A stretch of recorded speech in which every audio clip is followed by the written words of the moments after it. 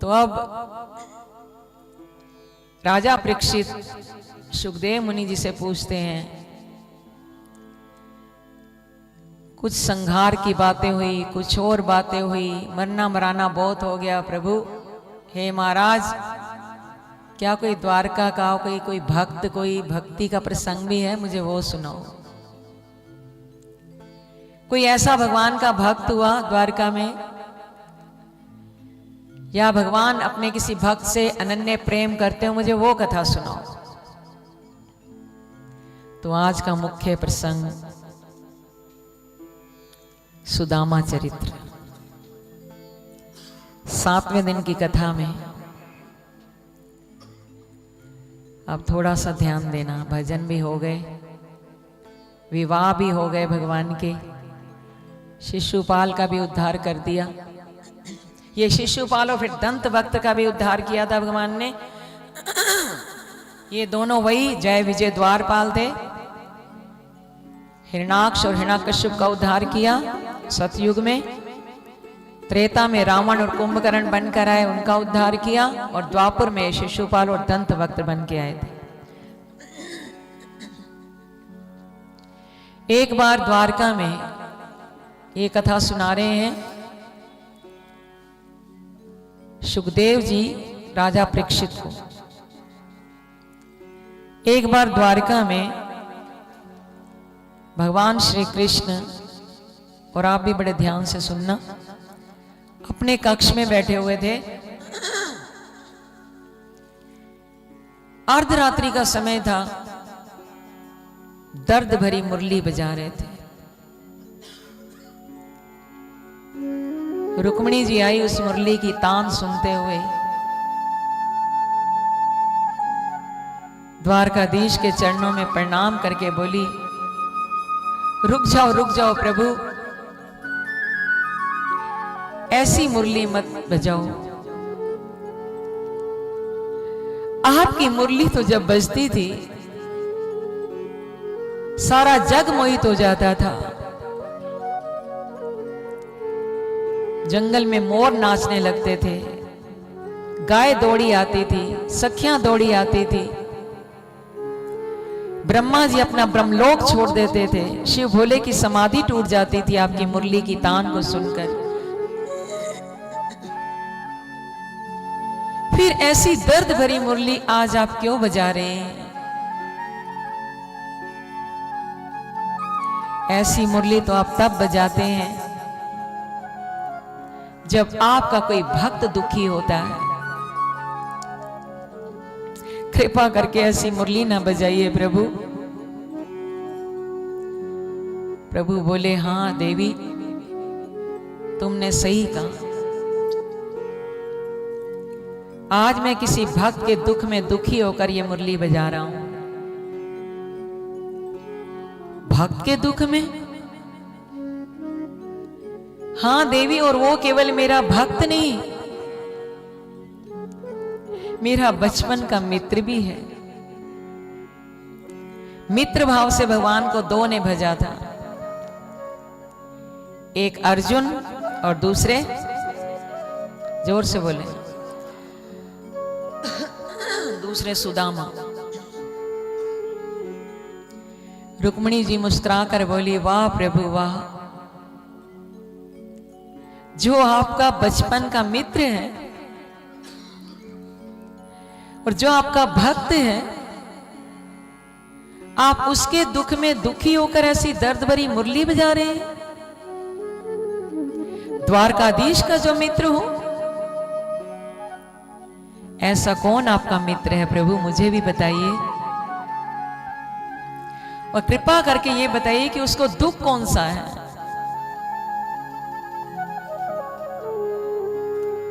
तो द्वारकाधीश ने कहा, मेरे उस भक्त का नाम है सुदामा। क्या नाम है? सुदामा। ये सुदामा मेरे बचपन का मित्र है। और जानना चाहते हो उसको दुख किस बात का है? रुक्मिणी जी ने कहा, यही तो मुझे आश्चर्य हो रहा है कि आपका मित्र और दुखी। बोले हाँ, मेरे उस मित्र को गरीबी का दुख है। भगवान ना किसी को गरीबी दे। 4-4 दिन तक सुदामा जी के 4 बच्चे थे और कई बार 4-4 दिन तक सुदामा जी के बच्चे भूखे रहते थे। खाने को कुछ भी नहीं मिलता था, क्योंकि सुदामा जी का एक नियम था, वो 5 घरों में जाते भिक्षा मांगने के लिए। भिक्षाम देहि, भिक्षाम देहि 3 बार बोलते थे बस।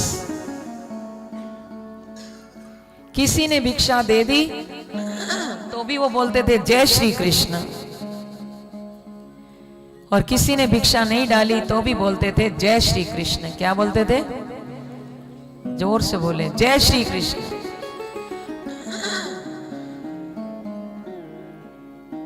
एक बार ऐसा हुआ कि 4 दिन से उनको भिक्षा में कुछ नहीं मिला। उनको गरीबी का दुख है, भगवान ने कहा। रुक्मिणी जी ने कहा, आप उनके मित्र हैं, त्रिलोकीनाथ हैं, महलों के राजा हैं, तो आप अपने मित्र के दुख को दूर क्यों नहीं कर देते? प्रभु बोले, मैं उसके दुख को दूर तो करना चाहता हूं, पर वो ऐसा भक्त है, कभी कुछ मुझसे मांगता ही नहीं।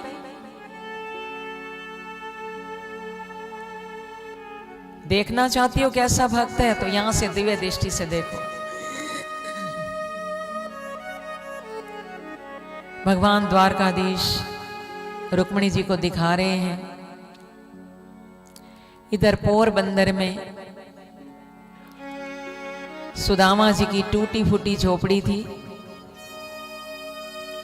एक टूटी फूटी चारपाई थी, टूटी हुई थी। रात भर बैठकर श्री कृष्ण श्री कृष्ण श्री कृष्ण के नाम की वो माला जपते थे।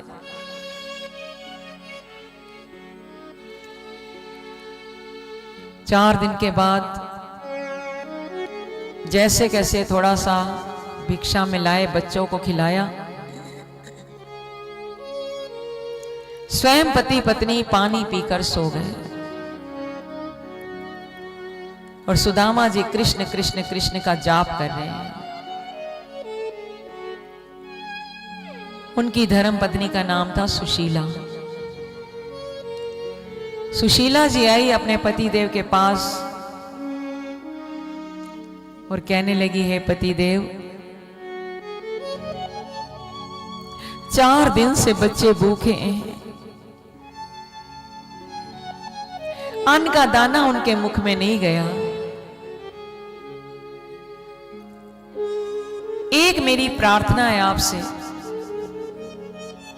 ये 2 दिन के लिए कृष्ण नाम की माला छोड़ दो और गृहस्थ आश्रम का शास्त्र पढ़ लो। जैसे ये बात सुनी सुदामा जी ने, क्या कहा सुशीला, 2 दिन के लिए मैं ये कृष्ण नाम छोड़ दूं? तुम ही बताओ कि अगर शरीर से 2 दिन के लिए आत्मा निकल जाए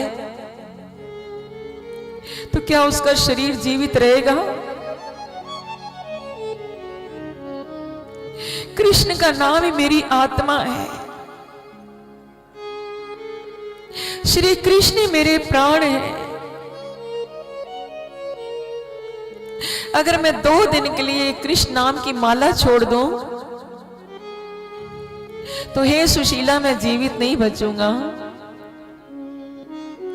कौन पत्नी अपने पति के मुख से ये शब्द सुनकर खुश होंगी? सुदामा जी के मुख पर हाथ रख दिया, बस। हे पति देव, अगर आपकी यही भावना है कि श्री कृष्ण के नाम के बिना आप जीवित नहीं रहेंगे, तो आज के बाद मैं कभी आपको नहीं कहूंगी कि कृष्ण का नाम जपना छोड़ दो, चाहे हमें भूखा मरना पड़े, पर आपको नहीं कहूंगी कृष्ण नाम की माला छोड़ दो। सुशीला जी सो गई और सुदामा जी उठे। द्वारकाधीश और रुक्मिणी जी ये सब देख रहे हैं। जहां थोड़ी भिक्षा मांग के लाए थे, बच्चों के लिए कुछ बनाया कुछ दिनों के बाद,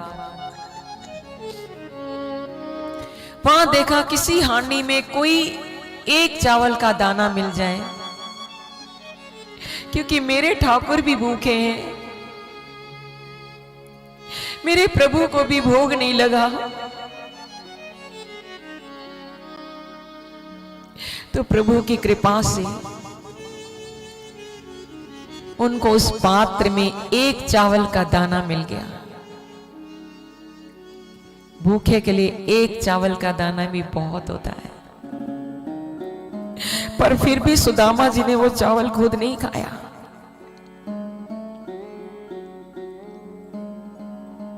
उस चावल को लिया, एक दो पत्तल लिए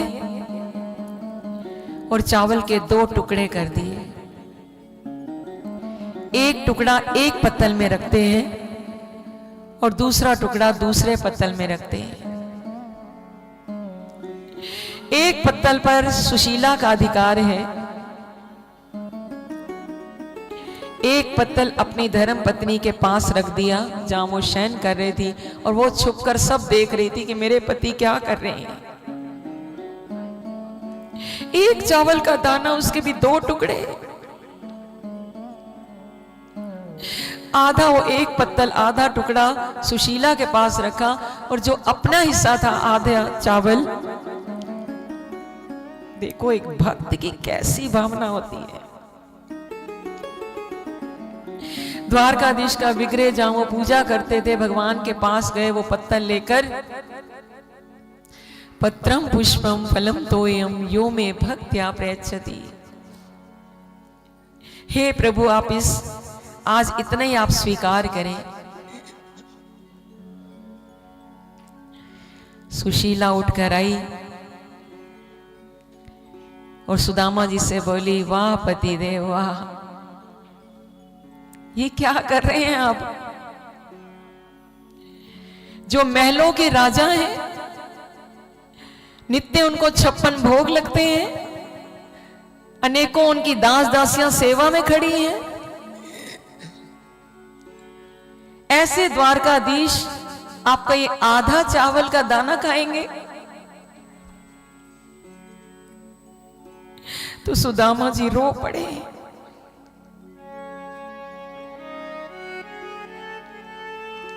और उन्होंने रो कर कहा, हे देवी, बस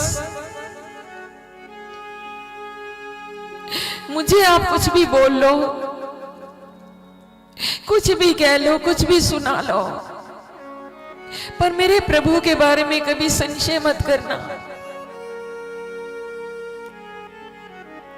क्योंकि मुझे विश्वास है मेरा ठाकुर, मेरे द्वारकाधीश केवल भाव के भूखे हैं। तो सुशीला जी ने कहा, यदि ये बात है तो फिर मेरा हिस्सा भी अपने भगवान को खिला दो। जब आप नहीं खाएंगे तो मैं कैसे खा सकती हूं?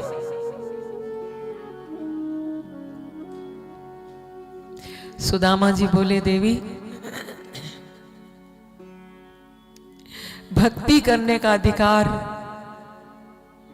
हर जीव को अपना अपना है। यदि तुम चाहती हो कि तुम भी अपना हिस्सा भगवान को समर्पित करो तो स्वयं करो। सुशीला जी भी अपना पत्ता लेकर आई और द्वारकाधीश के चरणों में खड़ी हो गई। हे प्रभु, आप हमारी इतनी सी भेंट, ये तुझ सी भेंट है बस, इतनी सी भेंट स्वीकार कीजिए प्रभु। पत्रम पुष्पम फलम तोयम। जैसे सुदामा जी और सुशीला जी ने वो भेंट समर्पित की, तो यहां द्वारका में बैठे हुए द्वारकाधीश और रुक्मिणी जी जो दृश्य देख रहे थे, द्वारकाधीश ने अपने दोनों हाथ पसार दिए, इधर भक्त ने चढ़ाया और इधर भगवान द्वारकाधीश की हथेली में दोनों चावल के टुकड़े आ जाते। आधा आधा चावल दोनों हाथों में पहुंच गया।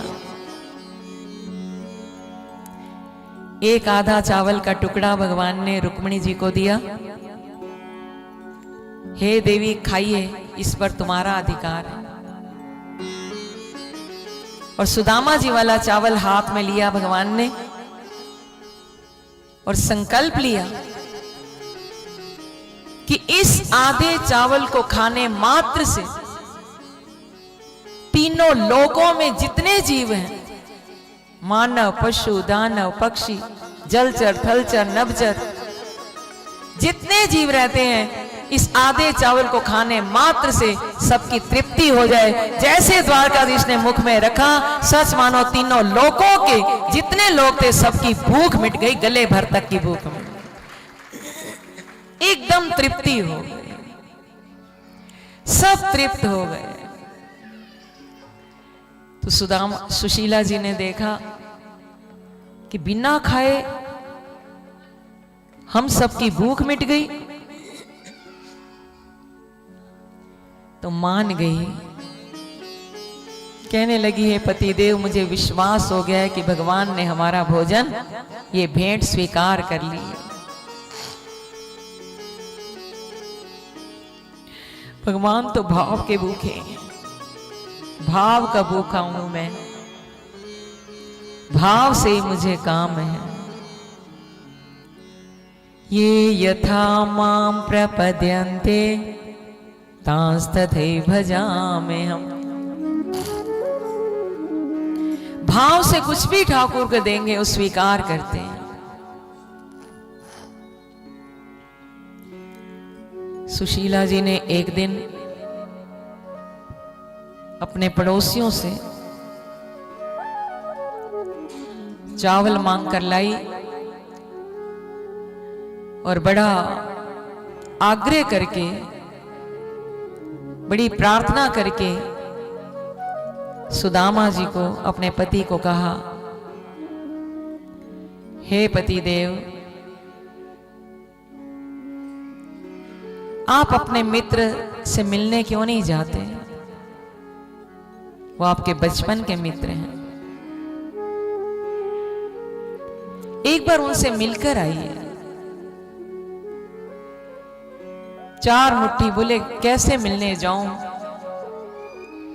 वो राजा, मैं इतना दीन, पता नहीं वो मित्र कहाँ रहता है, कैसे मिलेगा, कैसे लगता होगा, क्या लेकर जाऊं, खाली हाथ कैसे जाऊं? सुशीला जी पड़ोसियों से 4 मुट्ठी चावल लेकर आई और एक पोटली में बांधकर सुदामा जी को जबरदस्ती द्वारकाधीश से मिलने के लिए भेजा। प्रभु ने अपनी माया को भेजा। रास्ते में सुदामा जी थक गए, रात ही रात द्वारका में पहुंचा दिया। द्वारका में आए सुदामा जी, पूछने लगे, ये कृष्ण कहाँ रहता है? अब कृष्ण को कौन पूछेगा? उधर संसार में कृष्ण नाम के कई व्यक्ति होंगे, अब तो द्वारकाधीश के नाम से जाने जाते थे। द्वारकाधीश श्री कृष्ण कहा जाता था उनको। ये कान्हा कहाँ रहता है, कन्हैया कहाँ रहता है, कौन जाने। फिर भी जैसे कैसे एक यदुवंशी मिले, उन्होंने बताया, द्वारकाधीश श्री कृष्ण के बारे में जानना चाहते हो? बोले हाँ, वो मेरे मित्र हैं। तो सामने चले जाओ, वो जो सबसे ऊंचा महल है वो द्वारकाधीश का है। सुदामा जी आए, भगवान ने उनका बड़ा, अभी झांकी के माध्यम से आप दर्शन करेंगे कृष्ण सुदामा की झांकी का। पहले कथा सुन लें। सुदामा जी जैसे ही पता लगा द्वारपालों से आपसे कोई आपका मित्र मिलने आया है और वो अपना नाम सुदामा बताता है, भक्त क्या तड़पेगा भगवान से। हम कितना तड़पते हैं ठाकुर से मिलने के लिए, बताओ। और भगवान ने जैसे सुना मेरा मित्र मिलने आया है, अपना पीतांबर कहां जा रहा है, जूते कहां जा रहे हैं, माला कहां गिरी जा रही है, होश नहीं, बस भागते भागते भागते द्वार पर पहुंच गए और सुदामा जी को अपने हृदय से लगा लेकर आए। सुदामा जी को अपने सिंहासन पर बिठाया, जिस सिंहासन पर स्वयं बैठते थे। जब सुदामा जी के चरण अपनी गोद में रखे, रुक्मिणी जी को आदेश दिया, जाओ गंगा जल लाओ, पात्र लाओ, मेरा मित्र ब्राह्मण है, मैं इसके चरण धोऊंगा। गंगा जल और पात्र तो बाद में आया। जैसे भगवान ने सुदामा जी के चरण अपनी गोद में रखे तो नंगे पांव आए थे ना सुदामा जी भगवान से मिलने, तो कांटे लगे हुए थे पैरों में, लहूलुहान हो चुके थे उनके चरण। उनकी इस रक्त की धारा को देखकर, सुदामा जी के इस पैरों की इस हालत को देखकर भगवान द्वारकाधीश के नेत्रों में इतने अश्रु भर आए। भक्त भगवान के लिए रोए तो माना जाता है, आज भगवान भक्त के लिए रो रहे हैं। ये क्या हाल बना दिया अपने पैरों का। उनके नेत्रों से इतने अश्रु आए कि जल तो बाद में आया, द्वारकाधीश ने अपने नेत्रों के अश्रुओं से सुदामा जी के चरण धो डाले।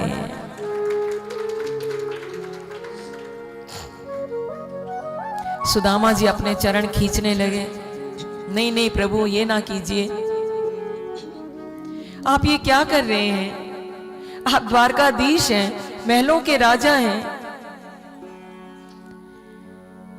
तो भगवान ने कहा आज मुझे मत रोकिए, क्योंकि तुम्हें अपना पिछला जन्म भूल गया है, पर मुझे तुम्हारा एक एक जन्म याद है। ध्यान देना,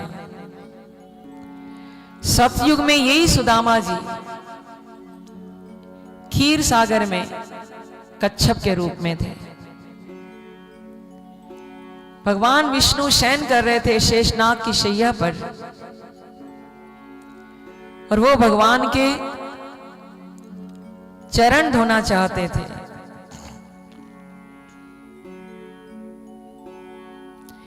जैसे शेषनाग ने देखा ये कच्छप चरण स्पर्श करेगा,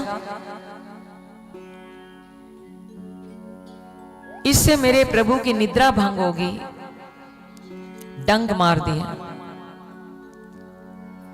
दूसरी बार फिर कोशिश की, फिर डंक मार दिया। आखिरकार करते करते कछुए के प्राण छूट गए। अंतमति सो गति। तुम वही सतयुग के कच्छप मेरे चरण छूना चाहते थे, यही कच्छप त्रेता युग में आकर गंगा के तट पर केवट बन जाते हैं। केवट बनकर तुमने मेरे चरण गंगा के जल से धोए थे। जो भक्त मेरी सेवा करता है, जब तक मैं उसकी सेवा ना कर लूं, मैं उसके ऋण से मुक्त नहीं हो सकता। बैठ जाओ लक्ष्य, या पीछे हो जाओ, उनको डिस्टर्बेंस हो रही है।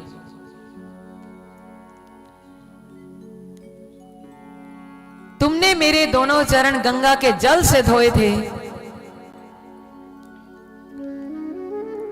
आज मैं तुम्हारे चरण जब तक अपने नेत्रों के अश्रों से धो नहीं लूंगा, तब तक मैं तुम्हारे ऋण से मुक्त हो ही नहीं सकता।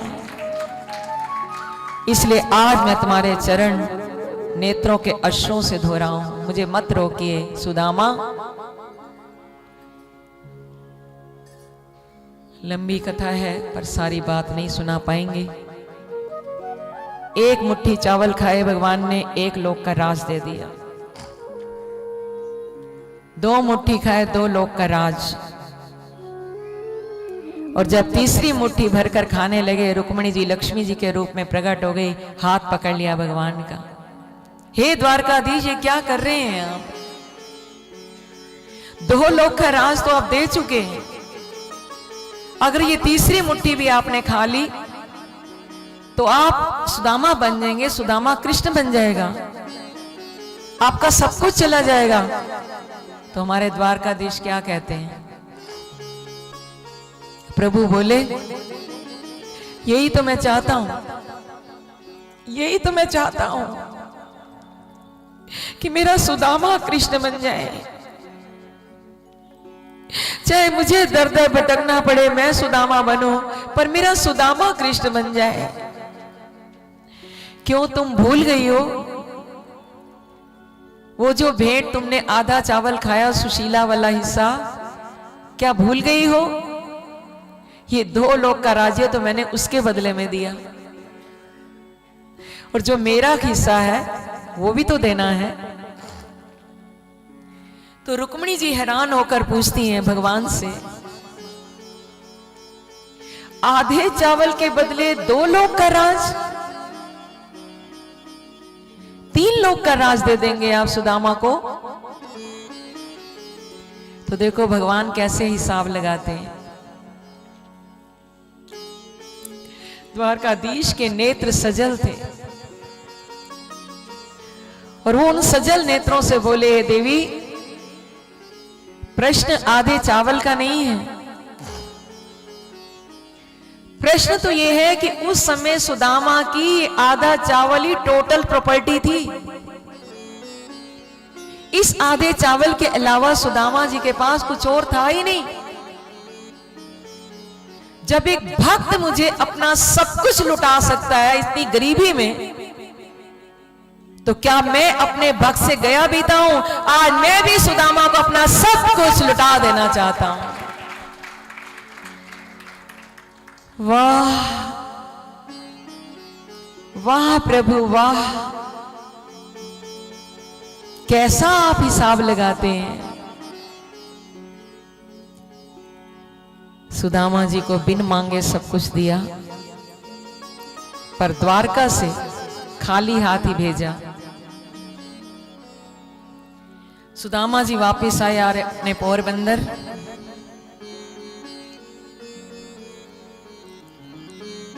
वापिस आए, देखा जहां झोपड़ी थी वहां महल बन चुके हैं। पूरी नगरी सुदामा नगरी के नाम से जानी जा रही थी, क्योंकि उनकी पत्नी बड़ी पतिव्रता थी।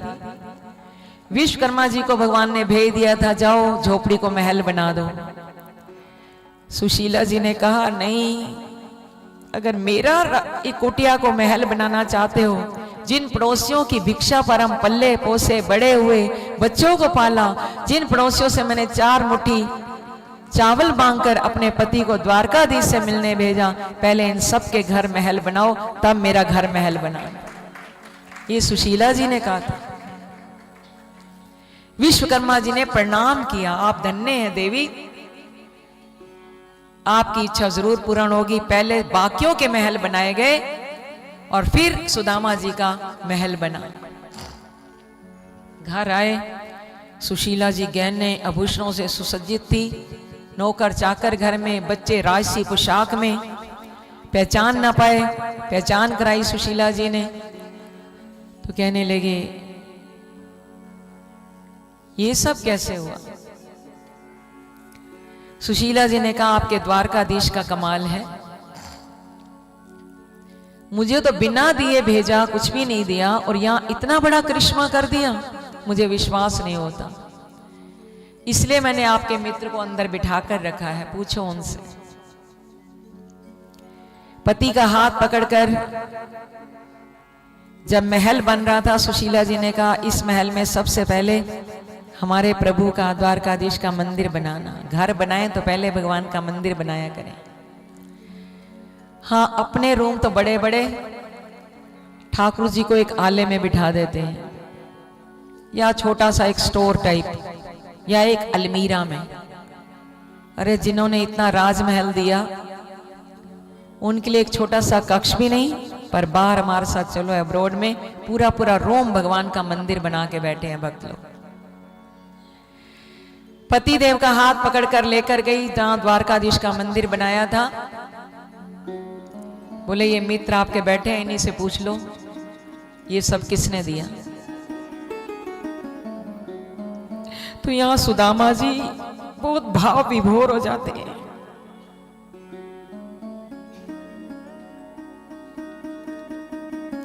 और भगवान द्वारकाधीश से कहते हैं कि प्रभु ये सब तो मेरी मांग नहीं थी, मैंने तो ये सब चाहा ही नहीं था, आपसे मांगा ही नहीं था। ये सब देकर आप मुझे अपनी माया में फंसाना चाहते हैं। मुझे ये सब नहीं चाहिए। अगर आप अपने भक्त पर कृपा करना चाहते हैं और मेरी भक्ति से प्रसन्न हैं, तो एक बार मुझे शंख चक्र गदा पद्म हाथ में लेकर अपने चतुर्भुज रूप के दर्शन दीजिए प्रभु। मुझे अपना दर्शन कराइए। मैंने सुना है आप केवल मित्र नहीं, आप साक्षात नारायण के अवतार हैं।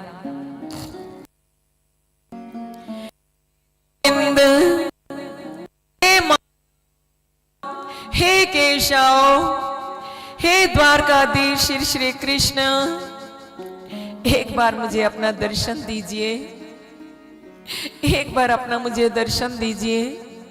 ये सब मुझे नहीं चाहिए। जैसे सुदामा जी ने करुण भाव से चितारा, तो सच मानो उसी विग्रह में से शंख चक्र गदा पद्म हाथ में लेकर चतुर्भुज रूप में भगवान द्वारकाधीश प्रकट नारायण के रूप में उन्हें दर्शन दिया और सुदामा से कहा, डरो मत, मेरी माया का तुम पर कोई प्रभाव नहीं पड़ेगा, क्योंकि तुम इन चीजों से बहुत ऊंचे उठ चुके हो।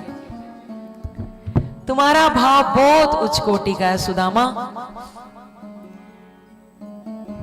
और मेरे चरणों की भक्ति तुम्हें प्राप्त होगी। अंत समय आएगा, मैं स्वयं विमान लेकर आऊंगा और अपने लोक में तुम्हें ले जाऊंगा। सुदामा जी को सब कुछ मिला, पर सब कुछ ठुकराकर एक लंगोटी पहनकर जंगल में चले गए।